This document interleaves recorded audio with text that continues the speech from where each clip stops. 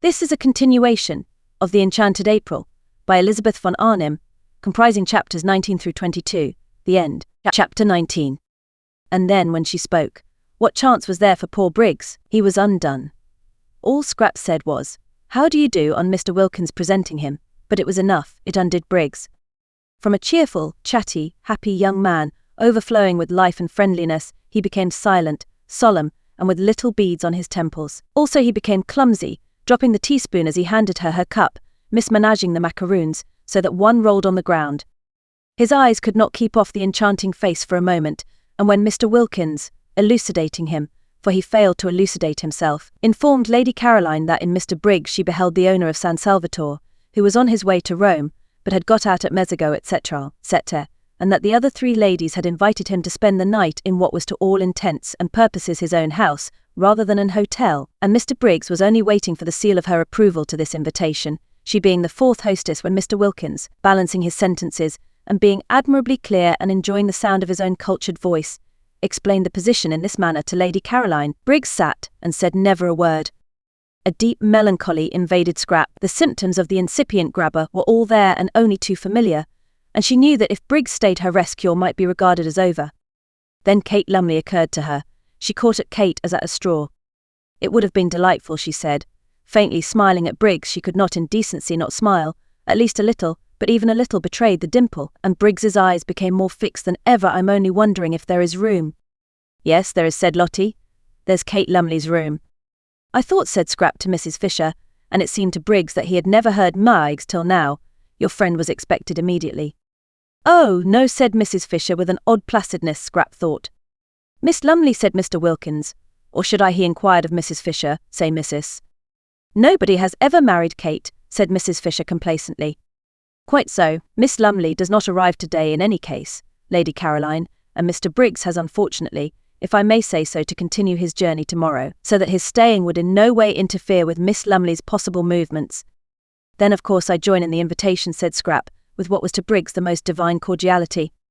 He stammered something, flushing scarlet, and Scrap thought, oh, and turned her head away, but that merely made Briggs acquainted with her profile, and if there existed anything more lovely than Scrap's full face, it was her profile. Well, it was only for this one afternoon and evening. He would leave, no doubt, the first thing in the morning. It took hours to get to Rome. Awful if he hung on till the night train. She had a feeling that the principal express to Rome passed through at night. Why hadn't that woman Kate Lumley arrived yet? She had forgotten all about her, but now she remembered she was to have been invited a fortnight ago. What had become of her? This man, once let in, would come and see her in London, would haunt the places she was likely to go to. He had the makings, her experienced eye could see, of a passionately persistent grabber. If, thought Mr. Wilkins, observing Briggs's face and sudden silence, any understanding existed between this young fellow and Mrs. Arbuthnot, there is now going to be trouble. Trouble of a different nature from the kind I feared, in which Arbuthnot would have played a leading part, in fact the part of petitioner, but trouble that may need help and advice none the less for its not being publicly scandalous. Briggs, impelled by his passions and her beauty, will aspire to the daughter of the Drottish. She, naturally and properly, will repel him. Mrs. Arbuthnot, left in the cold, will be upset and show it. Arbuthnot on his arrival will find his wife in enigmatic tears. Inquiring into their cause, he will be met with an icy reserve. More trouble may then be expected, and in me they will seek and find their adviser. When Lottie said Mrs. Arbuthnot wanted her husband, she was wrong. What Mrs. Arbuthnot wants is Briggs, and it looks uncommonly as if she were not going to get him. Well, I'm their man. "Where are your things?" Mr. Briggs asked Mrs. Fisher, her voice round with motherliness. Oughtn't they to be fetched, for the sun was nearly in the sea now, and the sweet-smelling April dampness that followed immediately on its disappearance was beginning to steal into the garden. Briggs started. "My things," he repeated. "Oh yes, I must fetch them. They're in Mezzago. I'll send Domenico. My fly is waiting in the village. He can go back in it. I'll go and tell him." He got up. To whom was he talking? To Mrs. Fisher, ostensibly, yet his eyes were fixed on Scrap, who said nothing and looked at no one. Then, recollecting himself, he stammered, "I'm awfully sorry, I keep on forgetting. I'll go down and fetch them myself." "We can easily send Domenico," said Rose, and at her gentle voice he turned his head. Why, there was his friend, the sweet-named lady, but how had she not in this short interval changed? Was it the failing light making her so colourless, so vague-featured, so dim, so much like a ghost? A nice good ghost, of course, and still with a pretty name, but only a ghost. He turned from her to Scrap again, and forgot Rose Arbuthnot's existence. How was it possible for him to bother about anybody, or anything else in this first moment of being face to face with his dream come true.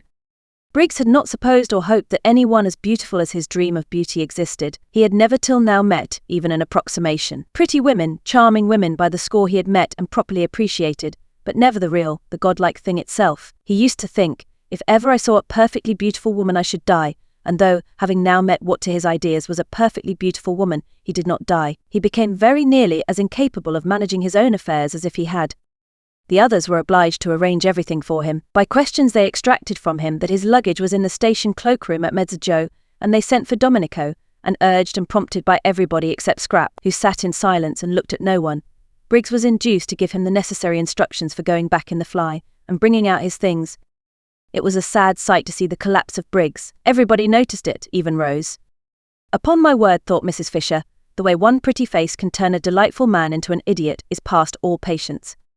And feeling the air getting chilly, and the sight of the enthralled Briggs painful, she went in to order his room to be got ready, regretting now that she had pressed the poor boy to stay. She had forgotten Lady Caroline's killjoy face for the moment, and the more completely owing to the absence of any ill effects produced by it on Mr. Wilkins. Poor boy! Such a charming boy too, left to himself. It was true she could not accuse Lady Caroline of not leaving him to himself, for she was taking no notice of him at all, but that did not help. Exactly like foolish moths did men, in other respects intelligent, flutter round the impassive lighted candle of a pretty face. She had seen them doing it. She had looked on only too often. Almost she laid a motherly hand on Briggs's fair head as she passed him. Poor boy!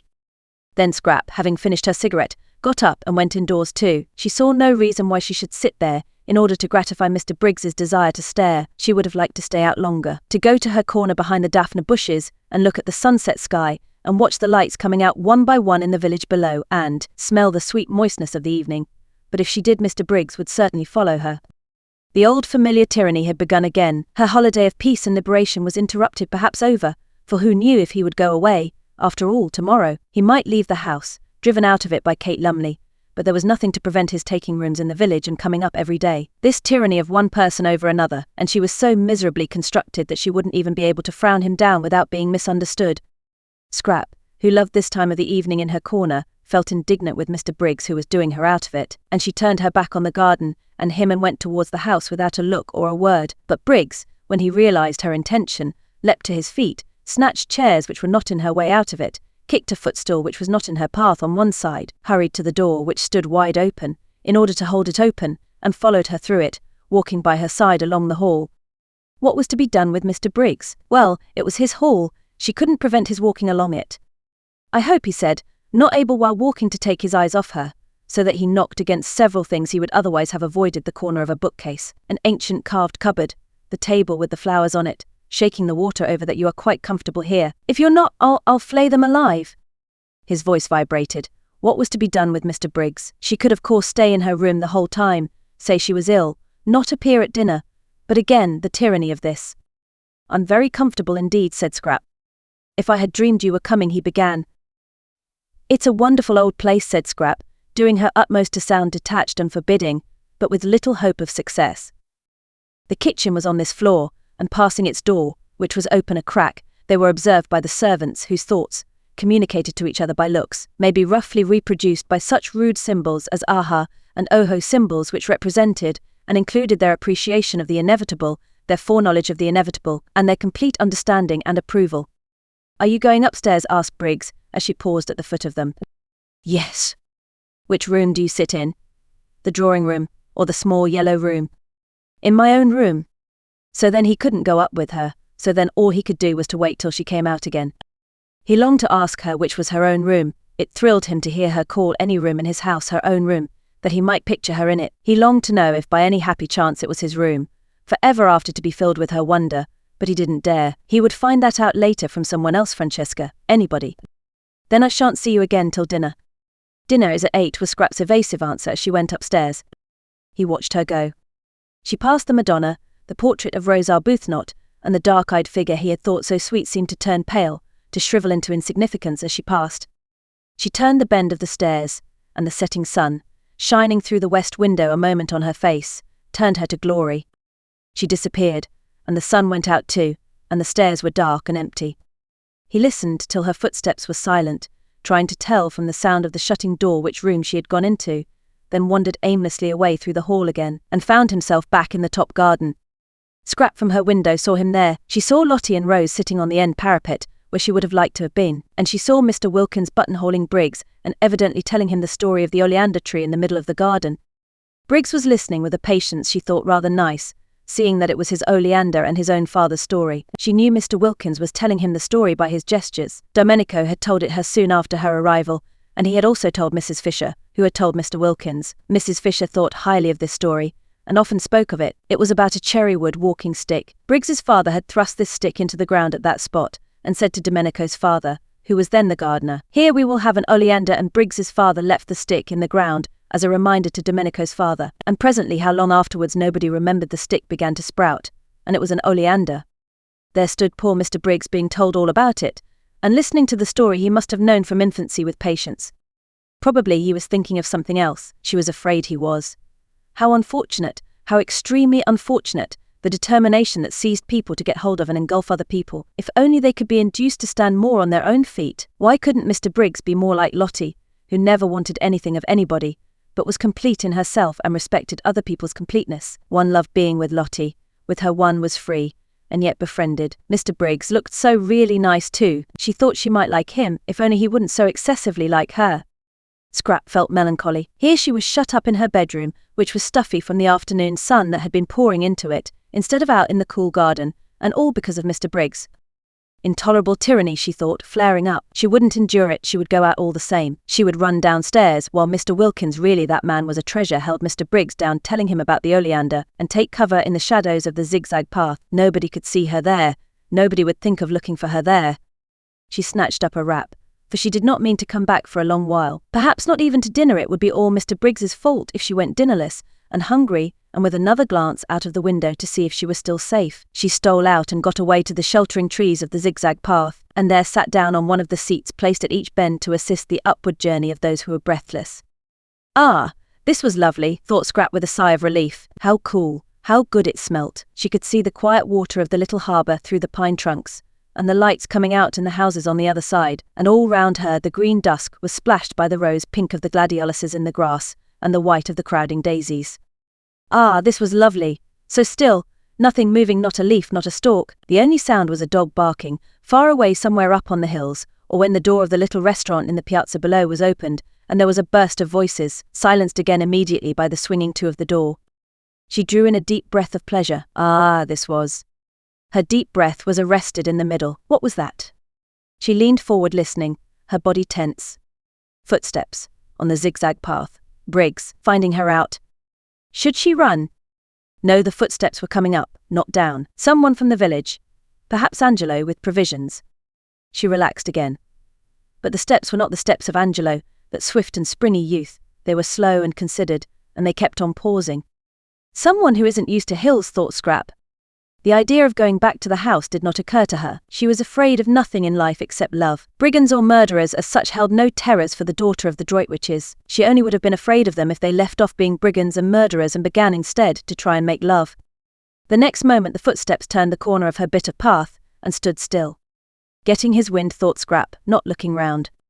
Then, as he from the sounds of the steps she took them to belong to a man did not move, she turned her head and beheld with astonishment a person she had seen a good deal of lately in London, the well-known writer of amusing memoirs, Mr. Ferdinand Arundel. She stared. Nothing in the way of being followed surprised her any more, but that he should have discovered where she was surprised her. Her mother had promised faithfully to tell no one. "You," she said, feeling betrayed. "Here." He came up to her and took off his hat. His forehead beneath the hat was wet with the beads of unaccustomed climbing. He looked ashamed and entreating, like a guilty but devoted dog. "You must forgive me," he said. "Lady Droitwich told me where you were, and as I happened to be passing through on my way to Rome, I thought I would get out at Mezzago and just look in and see how you were." "But didn't my mother tell you I was doing a rest cure?" "Yes, she did.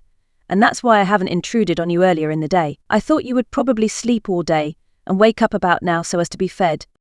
But, I know, I've got nothing to say in excuse. I couldn't help myself. This, thought Scrap, comes of mother insisting on having authors to lunch and me being so much more amiable in appearance than I really am." She had been amiable to Ferdinand Arundel. She liked him, or rather she did not dislike him. He seemed a jovial, simple man, and had the eyes of a nice dog. Also, though it was evident that he admired her, he had not in London grabbed. There he had merely been a good-natured, harmless person of entertaining conversation, who helped to make luncheons agreeable. Now it appeared that he too was a grabber. Fancy following her out there daring to. Nobody else had. Perhaps her mother had given him the address because she considered him so absolutely harmless, and thought he might be useful and see her home. Well, whatever he was, he couldn't possibly give her the trouble an active young man like Mr. Briggs might give her. Mr. Briggs, infatuated, would be reckless, she felt, would stick at nothing, would lose his head publicly. She could imagine Mr. Briggs doing things with rope ladders, and singing all night under her window being really difficult and uncomfortable. Mr. Arundel hadn't the figure for any kind of recklessness. He had lived too long and too well. She was sure he couldn't sing, and wouldn't want to. He must be at least 40. How many good dinners could not a man have eaten by the time he was 40? And if during that time, instead of taking exercise, he had sat writing books, he would quite naturally acquire the figure. Mr. Arundel had in fact acquired the figure rather for conversation than adventure. Scrap, who had become melancholy at the sight of Briggs, became philosophical at the sight of Arundel. Here he was. She couldn't send him away till after dinner. He must be nourished. This being so, she had better make the best of it, and do that with a good grace which anyhow wasn't to be avoided. Besides, he would be a temporary shelter from Mr. Briggs. She was at least acquainted with Ferdinand Arundel, and could hear news from him of her mother and her friends, and such talk would put up a defensive barrier at dinner between herself and the approaches of the other one, and it was only for one dinner, and he couldn't eat her. She therefore prepared herself for friendliness. "I'm to be fed," she said, ignoring his last remark, "at 8, and you must come up and be fed too. Sit down and get cool and tell me how everybody is." "May I really dine with you?" "In these travelling things," he said, wiping his forehead before sitting down beside her. She was too lovely to be true, he thought. Just to look at her for an hour, just to hear her voice, was enough reward for his journey and his fears. "Of course, I suppose you've left your fly in the village, and will be going on from Mezzago by the night train. Or stay in Mezzago in an hotel, and go on tomorrow. But tell me," he said, gazing at the adorable profile, "about yourself. London has been extraordinarily dull and empty. Lady Droitwich said you were with people here she didn't know. I hope they've been kind to you. You look well, as if your cure had done everything a cure should." "They've been very kind," said Scrap. "I got them out of an advertisement." "An advertisement. It's a good way, I find, to get friends. I'm fonder of one of these than I've been of anybody in years." "Really? Who is it?" "You shall guess which of them it is when you see them. Tell me about Mother. When did you see her last?" "We arranged not to write to each other, unless there was something special. I wanted to have a month that was perfectly blank. And now I've come and interrupted. I can't tell you how ashamed I am both of having done it, and of not having been able to help it." "Oh, but," said Scrap quickly, for he could not have come on a better day, when up there waiting and watching for her was, she knew, the enamoured Briggs. "I'm really very glad indeed to see you. Tell me about Mother." Chapter 20. Scrap wanted to know so much about her mother that Arundel had presently to invent. He would talk about anything she wished if only he might be with her for a while, and see her and hear her. But he knew very little of the Droitwiches and their friends really beyond meeting them at those bigger functions where literature is also represented, and amusing them at luncheons and dinners. He knew very little of them really. To them he had always remained Mr. Arundel. No one called him Ferdinand, and he only knew the gossip also available to the evening papers and the frequenters of clubs. But he was, however, good at inventing, and as soon as he had come to an end of first-hand knowledge, in order to answer her inquiries and keep her there to himself, he proceeded to invent. It was quite easy to fasten some of the entertaining things he was constantly thinking on to other people and pretend they were theirs. Scrap, who had that affection for her parents which warms in absence, was athirst for news, and became more and more interested by the news he gradually imparted. At first it was ordinary news. He had met her mother here, and seen her there. She looked very well. She said so and so, but presently the things Lady Droitwich had said took on an unusual quality. They became amusing. Mother said that Scrap interrupted, surprised. And presently Lady Droitwich began to do amusing things as well as say them. Mother did that, Scrap inquired, wide-eyed. Arundel warmed to his work. He fathered some of the most entertaining ideas he had lately had on to Lady Droitwich, and also any charming funny things that had been done or might have been done, for he could imagine almost anything. Scrap's eyes grew round with wonder and affectionate pride in her mother. "Why, but how funny fancy, Mother! What an old darling! Did she really do that? How perfectly adorable of her! And did she really say, but how wonderful of her to think of it! What sort of a face did Lloyd George make?" She laughed, and had a great longing to hug her mother, and the time flew, and it grew quite dusk, and it grew nearly dark, and Mr. Arundel still went on amusing her, and it was 7:15 before she suddenly remembered dinner. "Oh, good heavens!" she exclaimed, jumping up. "Yes, it's late," said Arundel. "I'll go on quickly and send the maid to you. I must run, or I'll never be ready in time."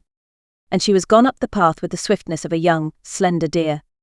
Arundel followed. He did not wish to arrive too hot, so had to go slowly. Fortunately, he was near the top, and Francesca came down the pergola to pilot him indoors, and having shown him where he could wash, she put him in the empty drawing room to cool himself by the crackling wood fire. He got as far away from the fire as he could, and stood in one of the deep window recesses looking out at the distant lights of Mezzago. The drawing room door was open, and the house was quiet with the hush that precedes dinner, when the inhabitants are all shut up in their rooms dressing. Briggs in his room was throwing away spoilt tie after spoilt tie. Scrap in hers was hurrying into a black frock with a vague notion that Mr. Briggs wouldn't be able to see her so clearly in black. Mrs. Fisher was fastening the lace shawl, which nightly transformed her day dress into her evening dress, with the brooch Ruskin had given her on her marriage, formed of 2 pearl lilies tied together by a blue enamel ribbon, on which was written in gold letters Esto Perpetua. Mr. Wilkins was sitting on the edge of his bed brushing his wife's hair. Thus far in this 3rd week had he progressed in demonstrativeness, while she, for her part, sitting on a chair in front of him, put his studs in a clean shirt, and Rose, ready dressed, sat at her window considering her day. Rose was quite aware of what had happened to Mr. Briggs. If she had had any difficulty about it, Lottie would have removed it by the frank comments she made, while she and Rose sat together after tea on the wall. Lottie was delighted at more love being introduced into San Salvatore, even if it were only one-sided, and said that, when once Rose's husband was there, she didn't suppose. Now that Mrs. Fisher, too, had at last come unglued, Rose protested at the expression, and Lottie retorted that it was in Keats there would be another place in the world more swarming with happiness than San Salvatore. "Your husband," said Lottie, swinging her feet, "might be here quite soon, perhaps tomorrow evening if he starts at once, and there'll be a glorious final few days before we all go home refreshed for life. I don't believe any of us will ever be the same again, and I wouldn't be a bit surprised if Caroline doesn't end by getting fond of the young man Briggs. It's in the air, you have to get fond of people here." Rose sat at her window thinking of these things, Lottie's optimism. Yet it had been justified by Mr. Wilkins, and look, too, at Mrs. Fisher. If only it would come true as well about Frederick. For Rose, who between lunch and tea had left off thinking about Frederick, was now, between tea and dinner, thinking of him harder than ever. It had been funny and delightful, that little interlude of admiration, but of course it couldn't go on once Caroline appeared. Rose knew her place. She could see as well as anyone the unusual, the unique loveliness of Lady Caroline. How warm, though, things like admiration and appreciation made one feel, how capable of really deserving them, how different, how glowing. They seemed to quicken unsuspected faculties into life. She was sure she had been a thoroughly amusing woman between lunch and tea, and a pretty one too. She was quite certain she had been pretty.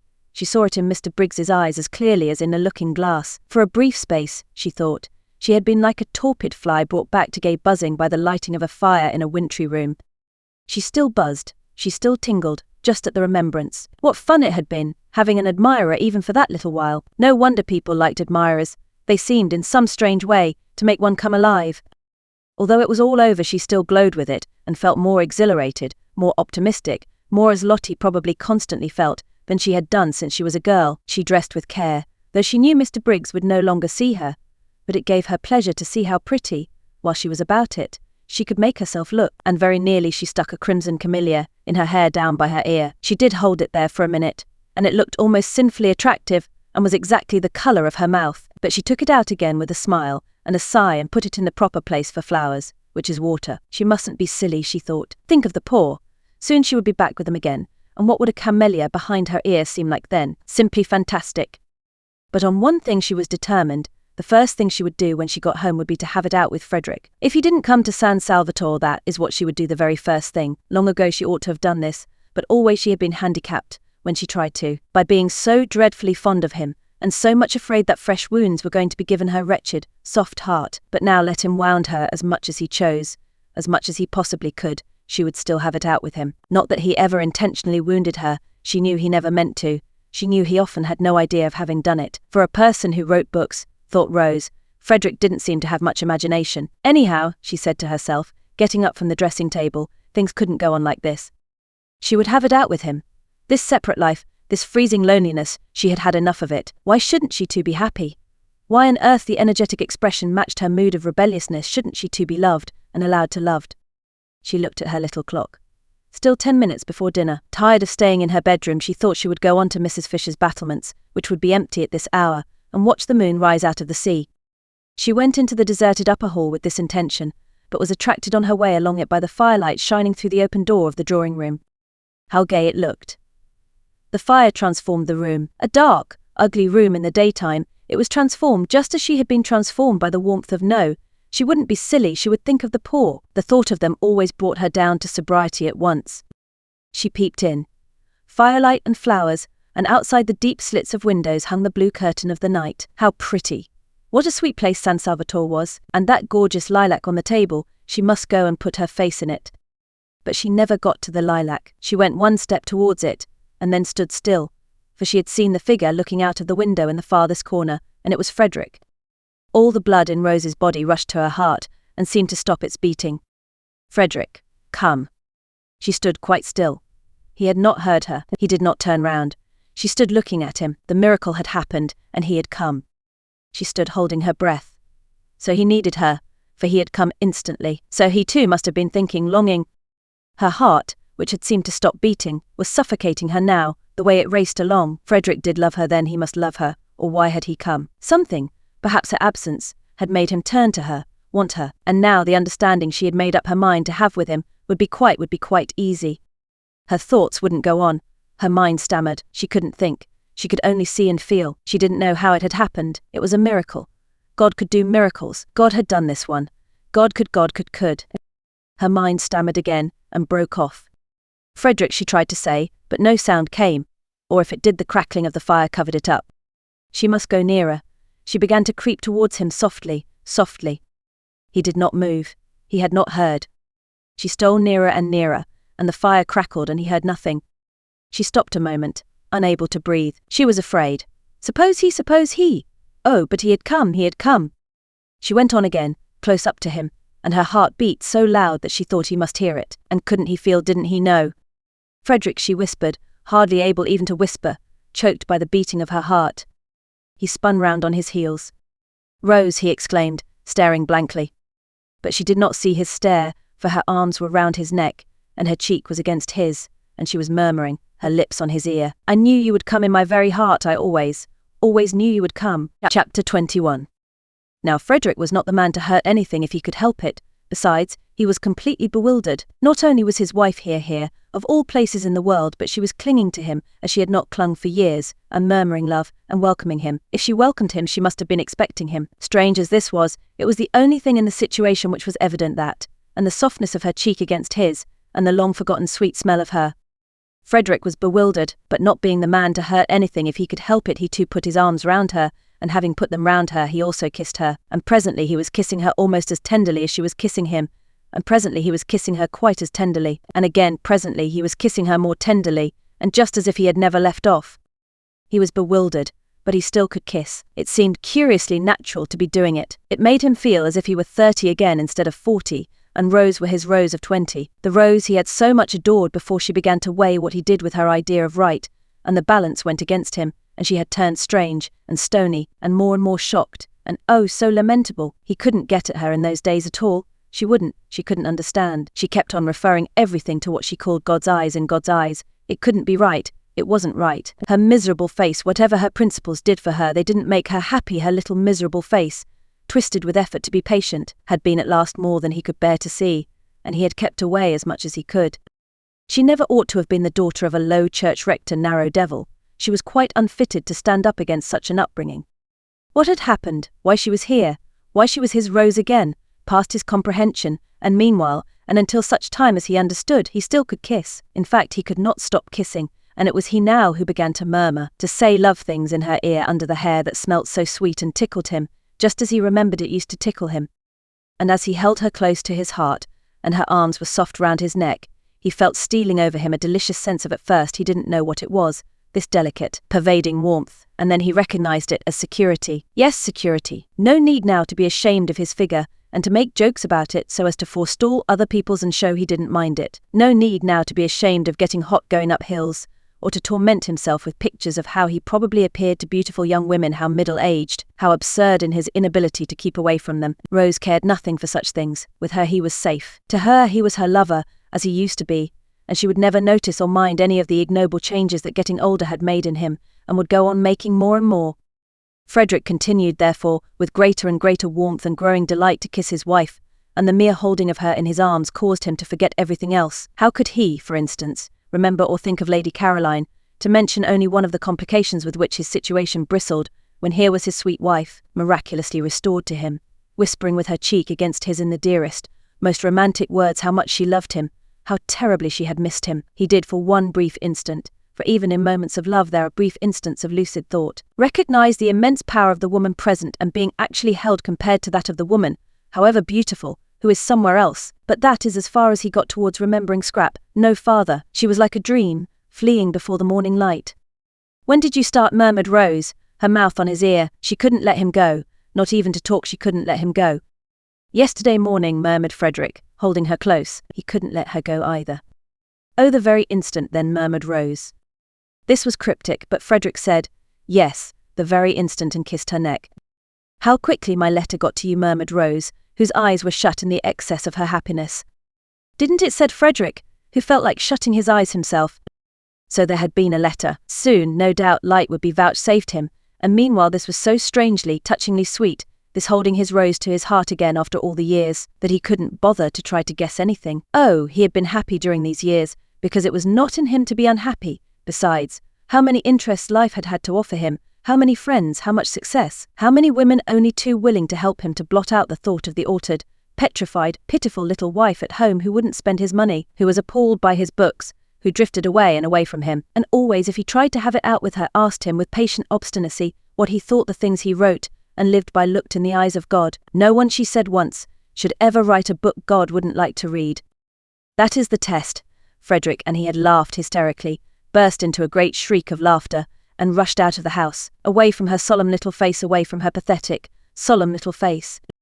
But this Rose was his youth again, the best part of his life, the part of it that had had all the visions in it, and all the hopes, how they had dreamed together, he and she, before he struck that vein of memoirs, how they had planned, and laughed, and loved. They had lived for a while in the very heart of poetry. After the happy days came the happy nights, the happy, happy nights, with her asleep close against his heart, with her when he woke in the morning still close against his heart, for they hardly moved in their deep, happy sleep. It was wonderful to have it all come back to him at the touch of her, at the feel of her face against his, wonderful that she should be able to give him back his youth. "Sweetheart, sweetheart," he murmured, overcome by remembrance, clinging to her now in his turn. "Beloved husband," she breathed, the bliss of it, the sheer bliss. Briggs, coming in a few minutes before the gong went on the chance that Lady Caroline might be there, was much astonished. He had supposed Rose Arbuthnot was a widow, and he still supposed it, so that he was much astonished. Well undone, thought Briggs, quite clearly and distinctly, for the shock of what he saw in the window startled him so much that for a moment he was shaken free of his own confused absorption. Aloud he said, very red, "Oh, I say, I beg your pardon," and then stood hesitating, and wondering whether he oughtn't to go back to his bedroom again. If he had said nothing they would not have noticed he was there, but when he begged their pardon Rose turned and looked at him as one looks who is trying to remember, and Frederick looked at him too without at first quite seeing him. They didn't seem, thought Briggs, to mind or to be at all embarrassed. He couldn't be her brother. No brother ever brought that look into a woman's face. It was very awkward. If they didn't mind, he did. It upset him to come across his Madonna forgetting herself.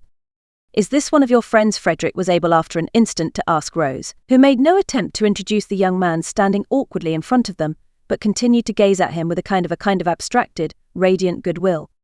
"It's Mr. Briggs," said Rose, recognizing him. "This is my husband," she added. And Briggs, shaking hands, just had time to think how surprising it was to have a husband when you were a widow before the gong sounded, and Lady Caroline would be there in a minute, and he ceased to be able to think at all, and merely became a thing with its eyes fixed on the door. Through the door immediately entered, in what seemed to him an endless procession, first Mrs. Fisher, very stately in her evening lace shawl and brooch, who when she saw him at once relaxed into smiles and benignity, only to stiffen, however, when she caught sight of the stranger.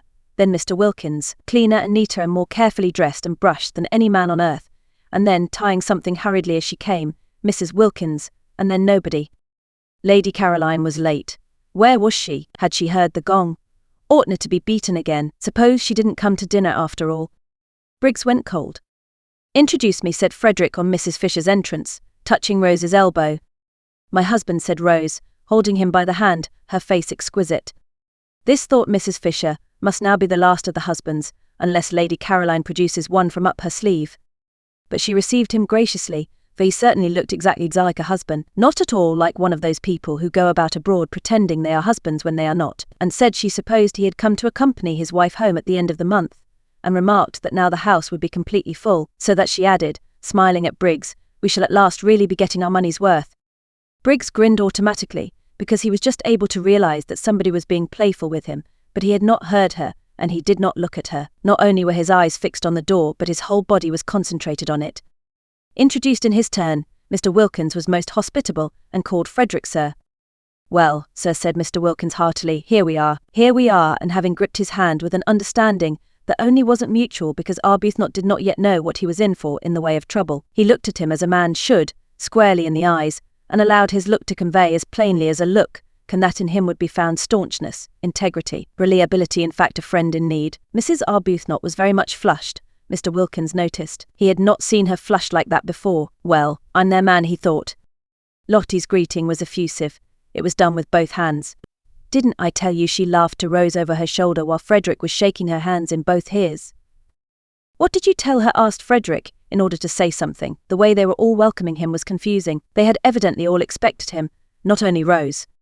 The sandy but agreeable young woman didn't answer his question, but looked extraordinarily pleased to see him. Why should she be extraordinarily pleased to see him? "What a delightful place this is," said Frederick, confused, and making the first remark that occurred to him. "It's a tub of love," said the sandy young woman earnestly, which confused him more than ever. And his confusion became excessive at the next words he heard spoken, these by the old lady, who said, "We won't wait. Lady Caroline is always late," for he only then, on hearing her name, really and properly remembered Lady Caroline, and the thought of her confused him to excess. He went into the dining room like a man in a dream. He had come out to this place to see Lady Caroline, and had told her so. He had even told her in his fatuousness, it was true. But how fatuous that he hadn't been able to help coming. She didn't know he was married.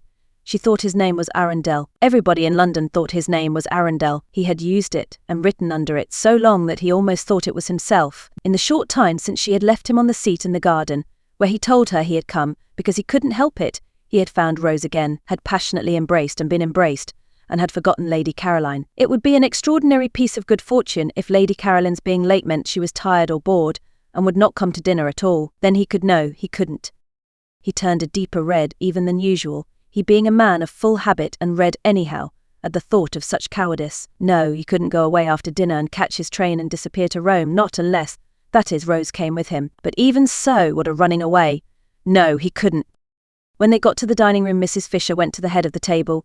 Was this Mrs. Fisher's house? He asked himself. He didn't know. He didn't know anything, and Rose, who in her earlier days of defying Mrs. Fisher had taken the other end as her place. For after all, no one could say by looking at a table which was its top and which its bottom led Frederick to the seat next to her. If only, he thought, he could have been alone with Rose, just 5 minutes more alone with Rose, so that he could have asked her. But probably he wouldn't have asked her anything, and only gone on kissing her. He looked round. The sandy young woman was telling the man they called Briggs to go and sit beside Mrs. Fisher was the house. Then, the sandy young woman's and not Mrs. Fisher's. He didn't know anything, and she herself sat down on Rose's other side, so that she was opposite him, Frederick, and next to the genial man who had said, "Here we are," when it was only too evident that there they were indeed. Next to Frederick, and between him and Briggs, was an empty chair, Lady Caroline's. No more than Lady Caroline knew of the presence in Frederick's life of Rose, was Rose aware of the presence in Frederick's life of Lady Caroline. What would each think? He didn't know. He didn't know anything. Yes, he did know something, and that was that his wife had made it up with him suddenly, miraculously, unaccountably, and divinely. Beyond that he knew nothing. The situation was one with which he felt he could not cope. It must lead him whither it would. He could only drift. In silence Frederick ate his soup, and the eyes, the large expressive eyes of the young woman opposite, were on him, he could feel, with a growing look in them of inquiry. They were, he could see, very intelligent and attractive eyes, and full, apart from the inquiry of goodwill. Probably she thought he ought to talk, but if she knew everything she wouldn't think so. Briggs didn't talk either. Briggs seemed uneasy. What was the matter with Briggs? And Rose too didn't talk, but then that was natural. She never had been a talker. She had the loveliest expression on her face. How long would it be on it after Lady Caroline's entrance? He didn't know anything. But the genial man on Mrs. Fisher's left was talking enough for everybody. That fellow ought to have been a parson. Pulpits were the place for a voice like his. It would get him a bishopric in 6 months. He was explaining to Briggs, who shuffled about in his seat. Why did Briggs shuffle about in his seat? That he must have come out by the same train as Arbuthnot, and when Briggs, who said nothing, wriggled in apparent dissent, he undertook to prove it to him, and did prove it to him in long clear sentences. "Who's the man with the voice?" Frederick asked Rose in a whisper, and the young woman opposite, whose ears appeared to have the quickness of hearing of wild creatures, answered, "He's my husband." "Then by all the rules," said Frederick pleasantly, pulling himself together, "you ought to be sitting next to him." "But I want to. I like sitting next to him. I didn't before I came here." Frederick could think of nothing to say to this, so he only smiled generally. "It's this place," she said, nodding at him. "It makes one understand. You've no idea what a lot understand before you've done here."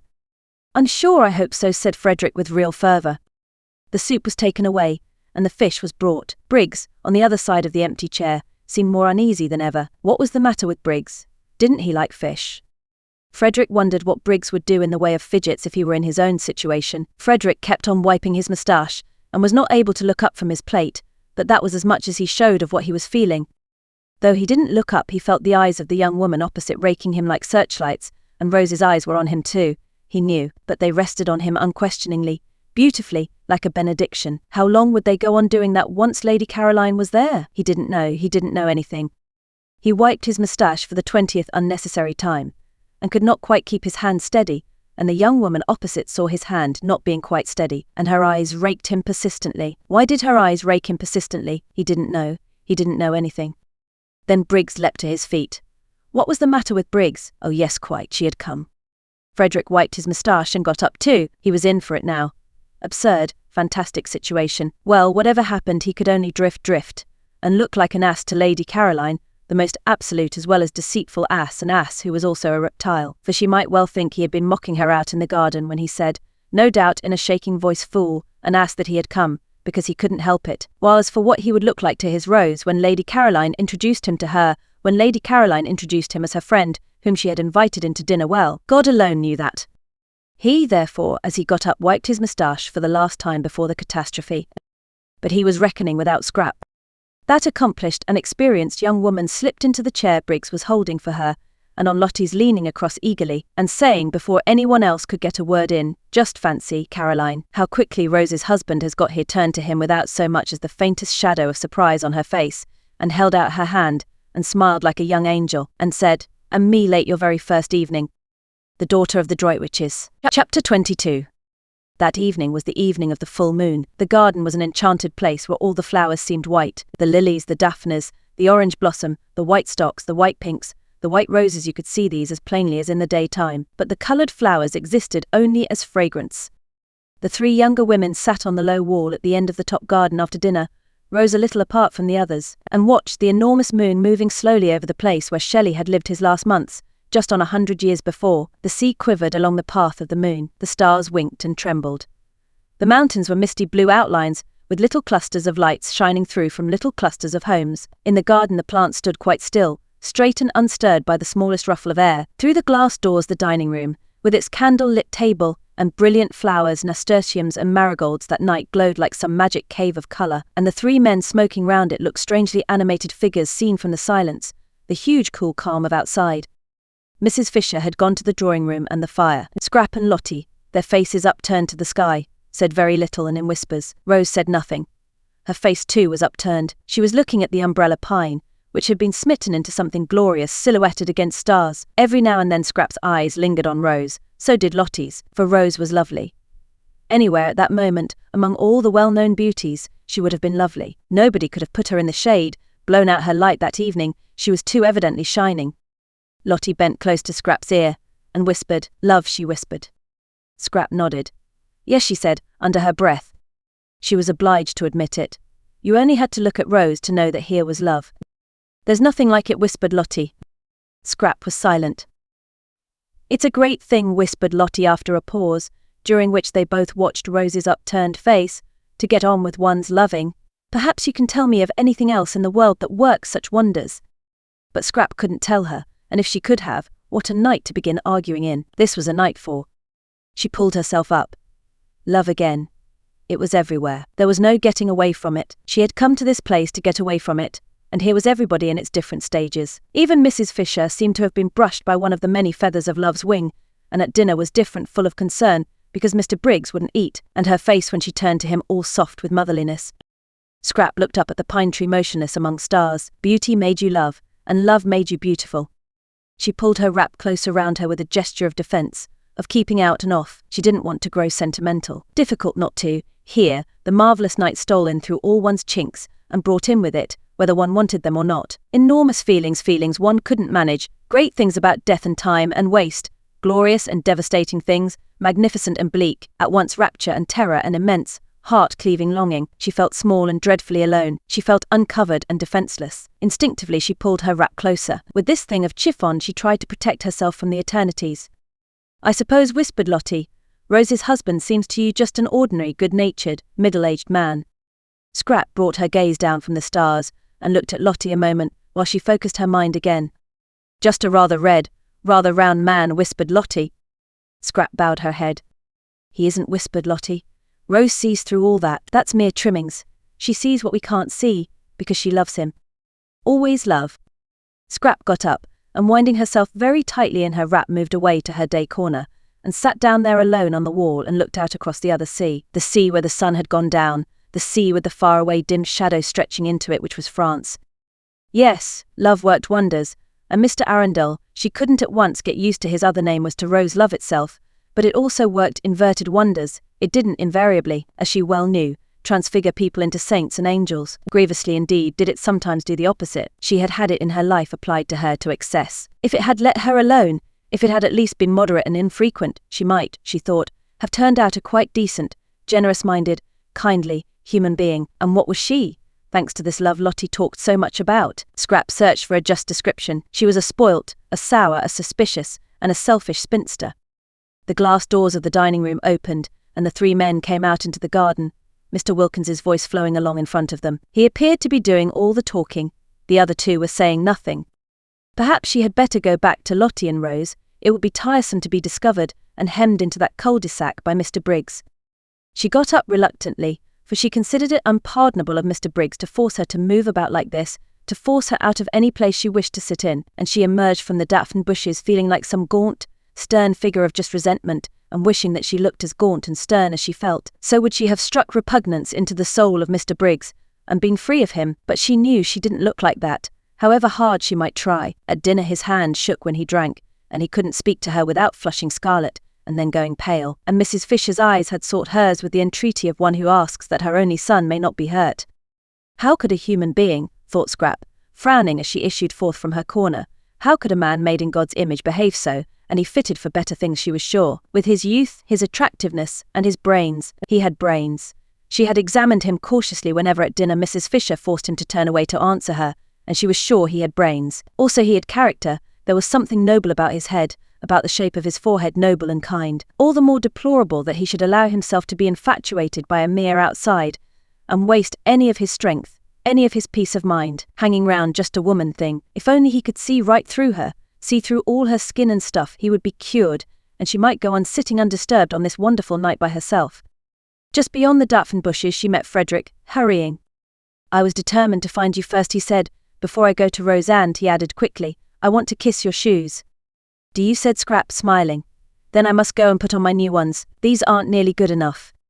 She felt immensely well disposed towards Frederick. He, at least, would grab no more. His grabbing days, so sudden and so brief, were done. Nice man, agreeable man. She now definitely liked him. Clearly he had been getting into some sort of a tangle, and she was grateful to Lottie for stopping her in time at dinner from saying something hopelessly complicating. But whatever he had been getting into, he was out of it now. His face and Rose's face had the same light in them. "I shall adore you forever now," said Frederick. Scrap smiled. "Shall you?" she said. "I adored you before because of your beauty. Now I adore you because you're not only as beautiful as a dream but as decent as a man." Scrap laughed. "Am I?" she said, amused. When the impetuous young woman, Frederick went on, the blessedly impetuous young woman, blurted out in the nick of time that "I am Rose's husband. You behaved exactly as a man would have behaved to his friend." "Did I?" said Scrap, her enchanting dimple very evident. "It's the rarest, most precious of combinations," said Frederick, "to be a woman and have the loyalty of a man." "Is it?" smiled Scrap, a little wistfully. These were indeed handsome compliments. If only she were really like that. "And I want to kiss your shoes." "Won't this save trouble?" she asked, holding out her hand. He took it, and swiftly kissed it, and was hurrying away again. "Bless you," he said as he went. "Where is your luggage?" Scrap called after him. "Oh Lord, yes," said Frederick, pausing. "It's at the station." "I'll send for it." He disappeared through the bushes. She went indoors to give the order, and this is how it happened that Domenico, for the second time that evening, found himself journeying into Mezzago and wondering as he went. Then, having made the necessary arrangements for the perfect happiness of these two people, she came slowly out into the garden again, very much absorbed in thought. Love seemed to bring happiness to everybody but herself. It had certainly got hold of everybody there, in its different varieties, except herself. Poor Mr. Briggs had been got hold of by its least dignified variety. Poor Mr. Briggs. He was a disturbing problem, and his going away next day wouldn't, she was afraid, solve him. When she reached the others, Mr. Arundel, she kept on forgetting that he wasn't Mr. Arundel was already, his arm through Rose's, going off with her, probably to the greater seclusion of the lower garden. No doubt they had a great deal to say to each other. Something had gone wrong between them, and had suddenly been put right. San Salvatore, Lottie would say, San Salvatore working its spell of happiness. She could quite believe in its spell. Even she was happier there than she had been for ages and ages. The only person who would go empty away would be Mr. Briggs. Poor Mr. Briggs. When she came in sight of the group, he looked much too nice and boyish not to be happy. It seemed out of the picture that the owner of the place, the person to whom they may owed all this, should be the only one to go away from it unblessed. Compunction seized Scrap. What very pleasant days she had spent in his house, lying in his garden, enjoying his flowers, loving his views, using his things, being comfortable, being rested, recovering. In fact, she had had the most leisured, peaceful, and thoughtful time of her life, and all really thanks to him. Oh, she knew she paid him some ridiculous small sum a week, out of all proportion to the benefits she got in exchange, but what was that in the balance? And wasn't it entirely thanks to him that she had come across Lottie? Never else would she and Lottie have met. Never else would she have known her. Compunction laid its quick, warm hand on Scrap. Impulsive gratitude flooded her. She went straight up to Briggs. "I owe you so much," she said, overcome by the sudden realization of all she did owe him, and ashamed of her churlishness in the afternoon and at dinner. Of course he hadn't known she was being churlish. Of course her disagreeable inside was camouflaged as usual by the chance arrangement of her outside, but she knew it. She was churlish. She had been churlish to everybody for years. Any penetrating eye, thought Scrap, any really penetrating eye, would see her for what she was: a spoilt, a sour, a suspicious and a selfish spinster. "I owe you so much, therefore," said Scrap earnestly, walking straight up to Briggs, humbled by these thoughts. He looked at her in wonder.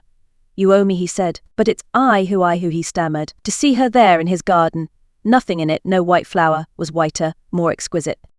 "Please," said Scrap, still more earnestly, "won't you clear your mind of everything except just truth?" "You don't owe me anything.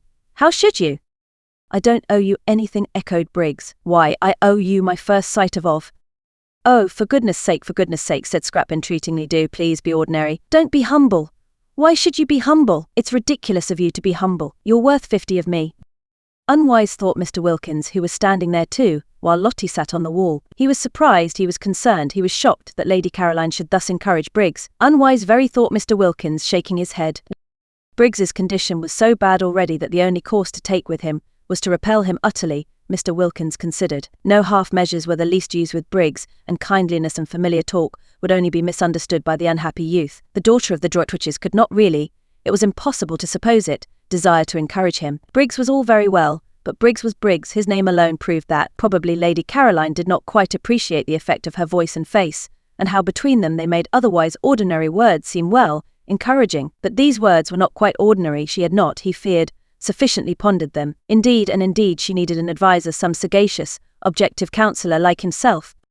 There she was, standing before Briggs, almost holding out her hands to him. Briggs, of course, ought to be thanked, for they were having a most delightful holiday in his house, but not thanked to excess, and not by Lady Caroline alone. That very evening he had been considering the presentation to him next day of a round robin of collective gratitude on his departure, but he should not be thanked like this, in the moonlight, in the garden, by the lady he was so manifestly infatuated with. Mr. Wilkins, therefore, desiring to assist Lady Caroline out of this situation by swiftly applied tact, said with much heartiness, "It is most proper, Briggs, that you should be thanked. You will please allow me to add my expressions of indebtedness, and those of my wife, to Lady Caroline's. We ought to have proposed a vote of thanks to you at dinner. You should have been toasted. There certainly ought to have been some." But Briggs took no notice of him whatever. He simply continued to look at Lady Caroline, as though she were the first woman he had ever seen. Neither, Mr. Wilkins observed, did Lady Caroline take any notice of him. She too continued to look at Briggs, and with that odd air of almost appeal. Most unwise, most. Lottie, on the other hand, took too much notice of him, choosing this moment when Lady Caroline needed special support and protection to get up off the wall and put her arm through his and draw him away. "I want to tell you something," Mellish said Lottie at this juncture, getting up. "Presently," said Mr. Wilkins, waving her aside. "No now," said Lottie, and she drew him away. He went with extreme reluctance. Briggs should be given no rope at all, not an inch. "Well, what is it?" he asked impatiently, as she led him towards the house. "Lady Caroline ought not to be left like that, exposed to annoyance." "Oh, but she isn't," Lottie assured him, just as if he had said this aloud, which he certainly had not. "Caroline is perfectly all right." "Not at all right. That young Briggs is." "Of course he is. What did you expect? Let's go indoors to the fire and Mrs. Fisher. She's all by herself." "I cannot," said Mr. Wilkins, trying to draw back. "Leave Lady Caroline alone in the garden." "Don't be silly, Mellish, she isn't alone. Besides, I want to tell you something." "Well, tell me then." "Indoors." With a reluctance that increased at every step, Mr. Wilkins was taken farther and farther away from Lady Caroline. He believed in his wife now and trusted her, but on this occasion he thought she was making a terrible mistake. In the drawing room sat Mrs. Fisher by the fire, and it certainly was to Mr. Wilkins, who preferred rooms and fires after dark to gardens and moonlight, more agreeable to be in there than out of doors if he could have brought Lady Caroline safely in with him. As it was, he went in with extreme reluctance. Mrs. Fisher, her hands folded on her lap, was doing nothing, merely gazing fixedly into the fire. The lamp was arranged conveniently for reading, but she was not reading. Her great dead friends did not seem worth reading that night. They always said the same things now over and over again. They said the same things, and nothing new was to be got out of them any more forever. No doubt they were greater than anyone was now, but they had this immense disadvantage that they were dead. Nothing further was to be expected of them, while of the living, what might one not still expect? She craved for the living. The developing, the crystallized and finished wearied her. She was thinking that if only she had had a son like Mr. Briggs, a dear boy like that, going on unfolding, alive, affectionate, taking care of her and loving her. The look on her face gave Mrs. Wilkins's heart a little twist when she saw it. Poor old dear, she thought, all the loneliness of age flashing upon her, the loneliness of having outstayed one's welcome in the world, of being in it only on sufferance, the complete loneliness of the old childless woman who has failed to make friends. It did seem that people could only be really happy in pairs, any sorts of pairs, not in the least necessarily lovers, but pairs of friends, pairs of mothers and children, of brothers and sisters, and where was the other half of Mrs. Fisher's pair going to be found? Mrs. Wilkins thought she had perhaps better kiss her again. The kissing this afternoon had been a great success. She knew it. She had instantly felt Mrs. Fisher's reaction to it. So she crossed over and bent down and kissed her, and said cheerfully, "We've come in," which indeed was evident. This time Mrs. Fisher actually put up her hand and held Mrs. Wilkins's cheek against her own, this living thing, full of affection, of warm, racing blood, and as she did this she felt safe with the strange creature, sure that she who herself did unusual things so naturally would take the action quite as a matter of course, and not embarrass her by being surprised. Mrs. Wilkins was not at all surprised, she was delighted. "I believe I'm the other half of her pair," flashed into her mind. "I believe it's me, positively me, going to be fast friends with Mrs. Fisher."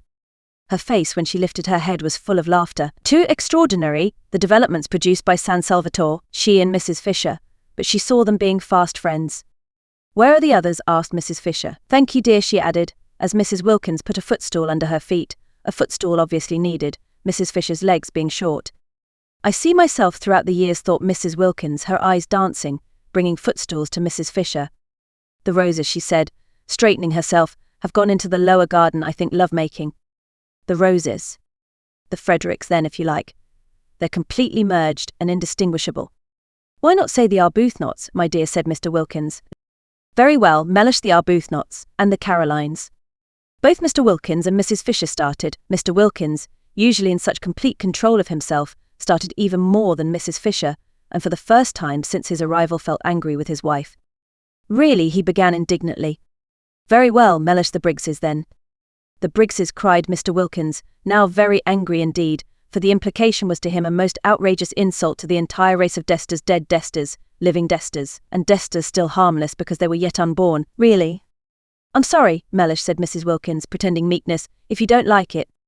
"Like it? You've taken leave of your senses. Why, they've never set eyes on each other before today." "That's true, but that's why they're able now to go ahead." "Go ahead," Mr. Wilkins could only echo the outrageous words. "I'm sorry, Mellish," said Mrs. Wilkins again, "if you don't like it, but—" Her grey eyes shone, and her face rippled with the light and conviction that had so much surprised Rose the first time they met. "It's useless minding," she said. "I shouldn't struggle if I were you, because—" She stopped, and looked first at one alarmed, solemn face and then at the other, and laughter as well as light flickered and danced over her. "I see them being the Briggses," finished Mrs. Wilkins.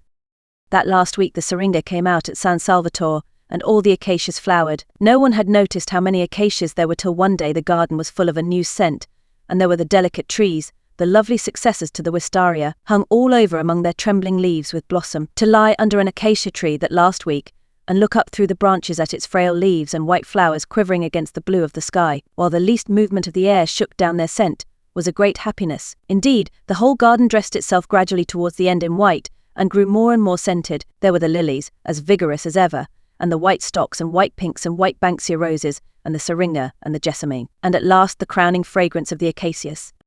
When, on the 1st of May, everybody went away, even after they had got to the bottom of the hill and passed through the iron gates out into the village, they still could smell the acacias. The end.